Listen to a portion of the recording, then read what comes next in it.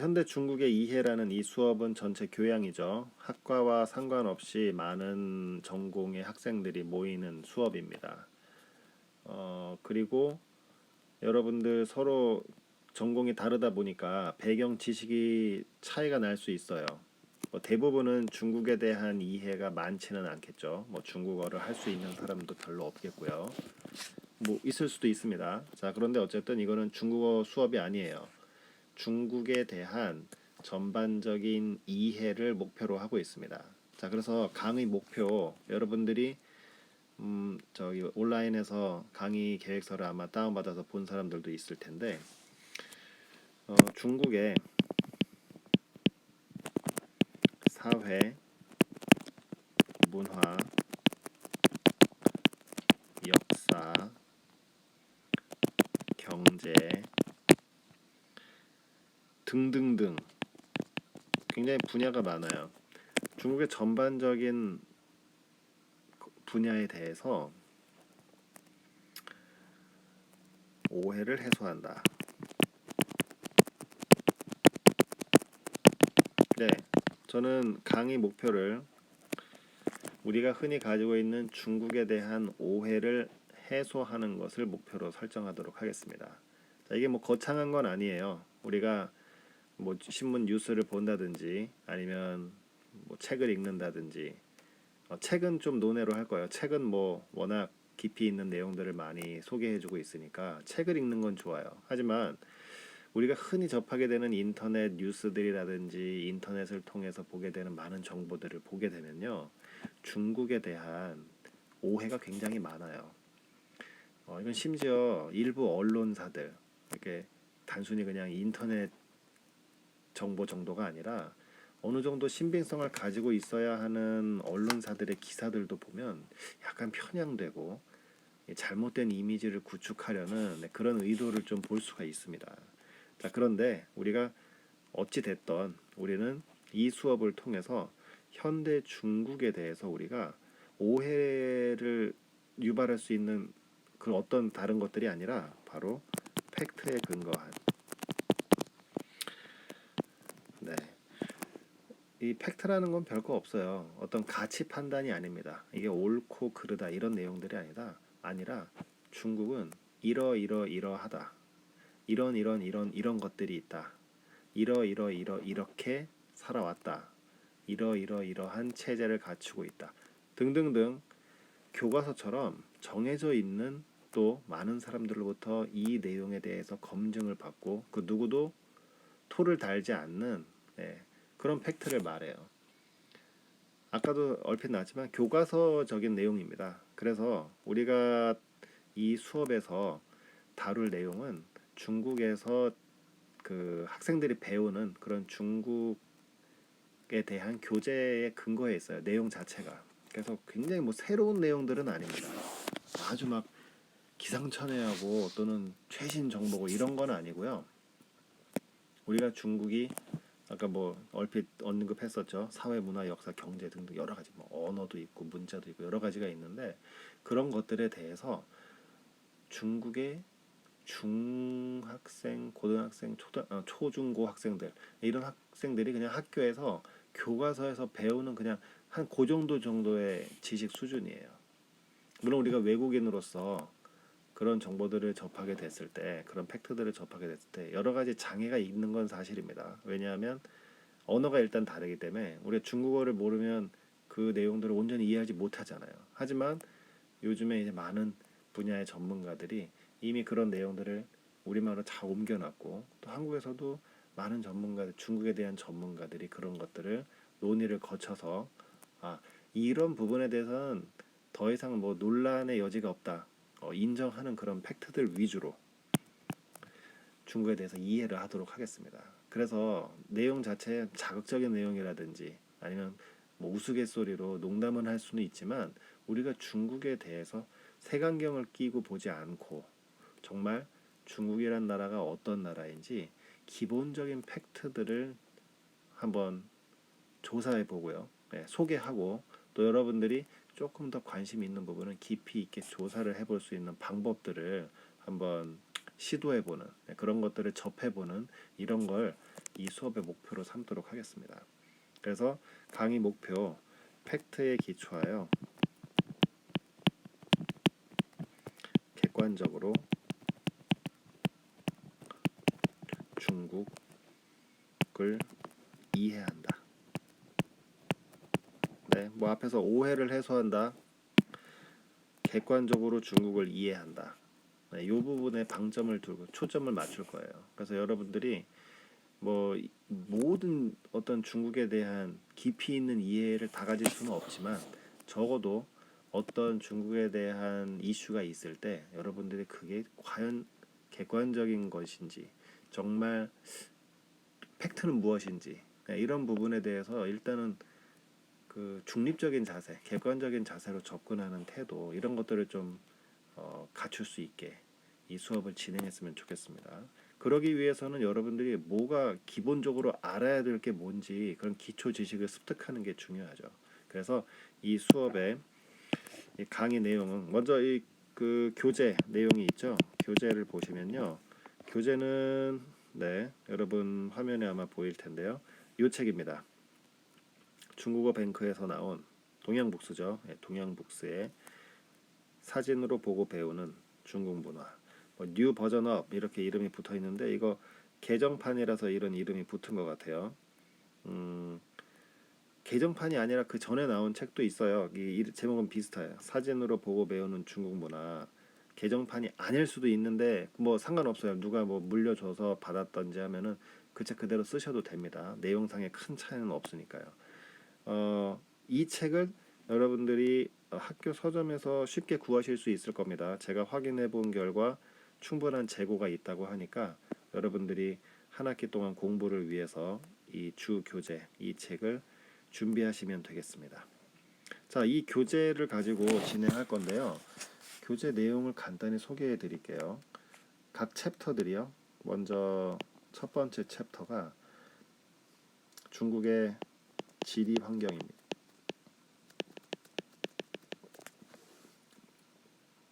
우리가 뭐 한국 지리 이런 거 배우듯이 중국의 지리 환경에 대한 기본적인 그 소개를 하고 있어요.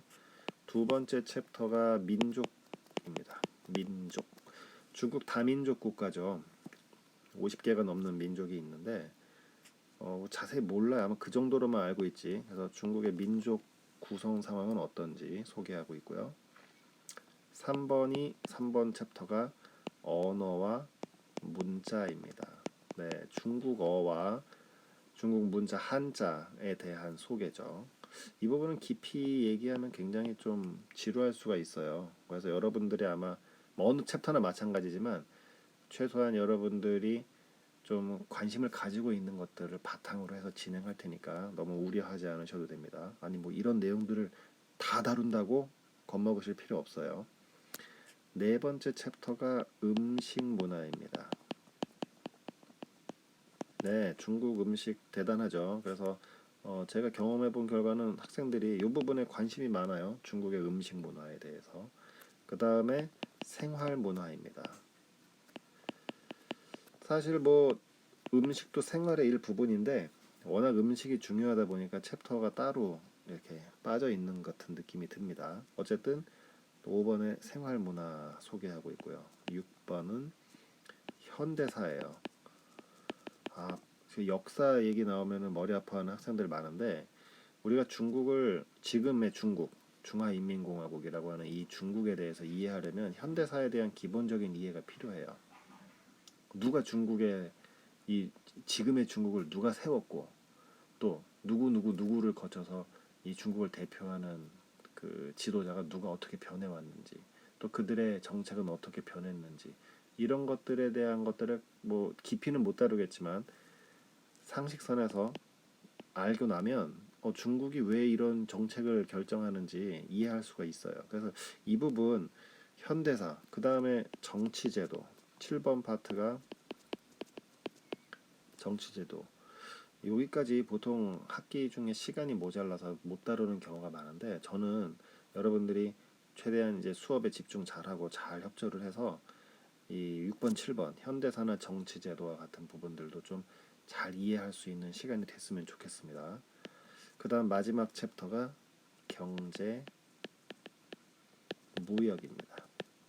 네, 이런 교재 구성이에요. 교재 내용 구성이 이렇게 많이 있습니다. 그래서 하면서 얘기도 했지만 이거 어떻게 다 해? 할 수 있는데 흥미 위주로 여러분들이 관심을 가진 부분들을 좀 추려가면서 다룰 거예요. 그래서 교재는 뭐 두껍고 내용이 안에 많이 있을 수 있어요. 그래서 수업 시간에 제가 다루는 내용들이 물론 시험에도 나오겠죠. 또 그렇기 때문에 여러분들이 수업을 잘 참여를 해서 제가 강조하는 부분들, 이런 건 뭐 별로 중요하지 않아요. 이런 건 굉장히 중요하니까 좀 잘 공부해 두십시오. 이런 것들을 잘 표시를 해둬야 나중에 시험이나 이런 걸 준비할 때 도움이 될 겁니다. 네, 그래서 강의 내용들은 이런 내용들이 이제 목표인데 아까 말씀드렸듯이 상황에 따라서 조정될 수는 있으니까 네, 너무 뭐 양이 너무 많다고 불평하실 필요는 없습니다. 자, 다음 마지막으로 소개하는 부분은 강의 평가예요. 자, 그래서 이 강의를 그럼 어떻게 평가할 거냐 이렇게 정리해 드릴게요. 출석이요 20%입니다.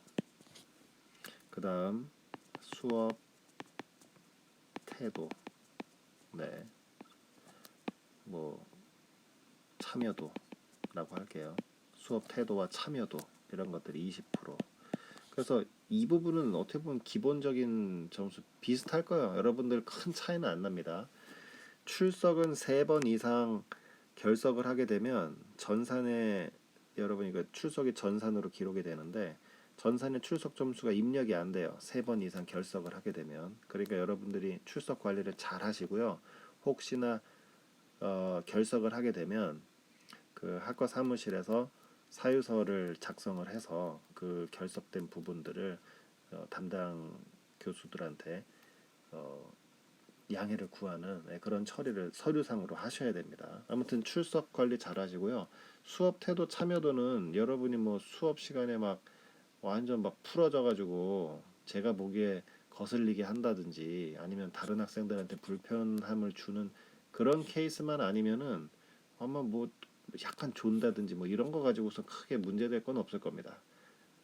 반대로 여러분들이 자유롭게 뭔가 질문을 던지고 수업에 참여하는 모습을 보이게 되면은 분명 그런 부분은 가산 점수가 있을 거예요. 그래서 어느 정도의 자유는 주어지지만 너무 남을 방해하거나 그러시면 안 됩니다. 남을 방해한다거나 어, 제가 수업을 진행하는데 방해되도록 하면은 일단 마이너스.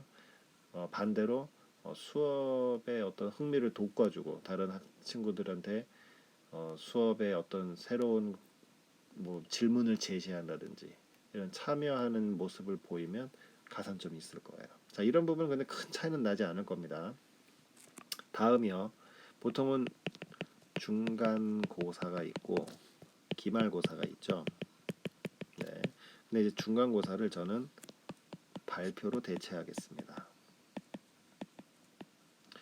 자, 여러분들 이 발표가 이 수업에서 굉장히 중요한 부분이 될 거예요. 그래서 이 팀 발표를 하셔도 되고요.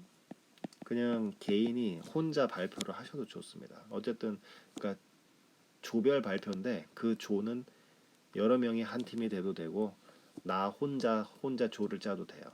그런데 보통 여러 명이 팀 발표를 하게 되면 이제 여러분들이 어느 정도는 각 그 팀 구성원들이 이런 부분에 균등하게 기여하고 있다라는 점을 저한테 어필하셔야 돼요. 왜냐하면 팀 발표의 폐해가 뭐냐면 준비한 사람은 뼈 빠지게 준비하는데 아닌 사람은 이름만 거기다 넣어놓고 묻어가는 사람이 있을 수 있단 말이에요. 그냥 보면 알 수 있어요. 그래서 제가 평가하기에 이 사람들이 팀 발표를 하는데 어느 하나 막 게으르지 않고 묻어가는 사람 없이 정말 이 주제로 뭉쳐가지고 잘 준비하고 잘 발표한다 이런 걸 보여줄 수 있어야 됩니다. 개인 발표는 혼자 하니까 이제 그런 부분들은 부담이 없는데 그 대신 개인 발표는 너무 내용 부실하게 한다든지 하면 안 돼요. 혼자 하는 것도 이게 쉽지는 않습니다. 그래서 이 발표를 중간고사를 대체할 거예요. 언제부터냐, 언제 하냐면 중간고사 날 다 할 수는 없어요. 그래서 중간고사 때부터 발표를 시작해서 기말고사 때까지 제 수업과 여러분들의 발표 수업이 병행해서 갈 겁니다. 뭐 제가 수업을 조금 하고 여러분들이 발표를 더 한다든지, 아니면 여러분 발표 먼저 듣고 그 다음에 제 수업을 진도를 계속 나간다든지, 뭐 이런 방식으로 중간고사 때부터 발표가 시작될 겁니다. 요게 평가 내용의 30%예요. 기말고사 30%죠. 네, 그래서 합치면은 100% 평가 점수가 나옵니다. 기말고사는 한 학기 동안 다뤘던 이 강의 내용들 전체를 기말고사에 다룰 거예요. 그럼 발표 내용은 뭘로 하느냐, 여러분 궁금하실 텐데 역시 마찬가지입니다. 이 수업 시간에 다뤘던 내용들에서 여러분들이 나 이 부분에 좀 흥미를 느낀다. 그래서 좀 더 네, 조사를 하고 싶은 내용이 있을 때 그거를 여러분이 선정을 해서 발표하시면 되는 거예요. 그러니까 범위는 자유주제입니다. 발표는 자유주제. 기말고사는 수업 내에서 다뤘던 부분들을 요점 중심으로 기말고사를 볼 거예요. 객관식과 주관식으로 이런 단답형 주관식이죠. 막 서술형 이런 긴 시험이 아니라 짧게 여러분들 수업을 얼마나 집중해서 들었는지 체크할 정도예요. 그래서 뭐 기말고사 간단한 시험입니다. 하지만 이 한 학기 동안의 강의 내용들을 얼마큼 여러분들이 집중해서 잘 기록하면서 중요한 점들은 노트에 가면서 공부했는지에 따라서 기말고사 점수도 차이가 많이 날 거예요. 네, 그렇습니다. 그래서 여러분들 강의 목표, 강의 내용, 강의 평가 이 세 가지 부분에 대해서 오리엔테이션 내용을 소개해 드렸습니다. 자, 여러분들 아마 질문이 있을 거예요. 분명히 이 사이버 강의의 단점이 현장에서 직접 여러분들의 반응을 살필 수가 없어서 어떤 부분을 좀 더 중요하게 더 설명을 해드려야 될지 지금 감이 안 와요. 일단은 네, 제가 준비한 내용들을 이렇게 전달해 드리고 여러분들이 수업이 진행되면서 뭐 급한 사람은 온라인으로 뭐 질문을 하셔도 좋고, 아닌 사람은 이제 최대한 이 사태가 빨리 끝나서 이제 교실에서 만나게 되면 그때 또 여러분들한테 질문을 받고, 뭐 혹시 설명에 미흡했던 부분이 있으면 그때 더 설명을 드리도록 하겠습니다. 아무튼 네, 이러한 오리엔테이션 내용을 바탕으로 여러분이 수업을 잘 준비하시기 바랍니다. 교재 사진 한번 더 보여드릴게요. 네, 이겁니다. 여러분들이 미리 잘 준비를 해두시고 학기 때 학교에서 이제 오프라인 수업이 시작되면 차질 없이 바로 이어질 수 있도록 준비해 주시기 바랍니다. 네, 감사합니다. 여러분들 한 학기 동안 같이 잘 공부해 보도록 하십시다. 그러면 오늘 오리엔테이션 수업을 이것으로 마치겠습니다. 여러분 수고하셨습니다.